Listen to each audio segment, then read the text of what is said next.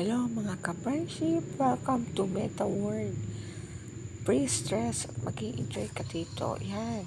Ito yung mga kailangan nating materials para sa flower arrangement. Flower foam, iba't ibang klaseng dahon. At syempre, ang Baguio flowers. Ayan. Sinya. Ayan na nga po mga ka-friendship. Isa-isahin na natin i-arrange ang mga iba't ibang klaseng dahon na nakuha natin mula sa ating garden, ganun din sa mga kapitbahay na mga pinuntahan ko.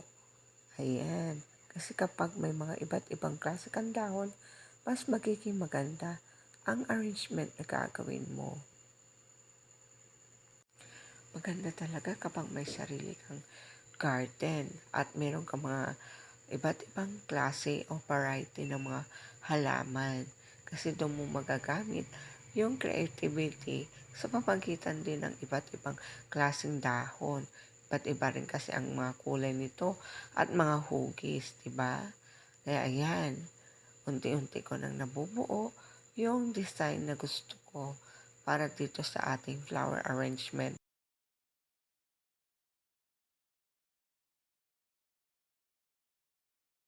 Konti na lang mga ka-friendship at matatapos na natin.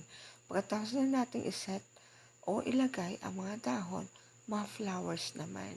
Ayan, pupunuin natin ito ng mga bulaklak para sa ganun mas magandang makikita nito.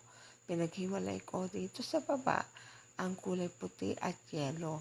At sa taas naman, combination ang ginawa natin.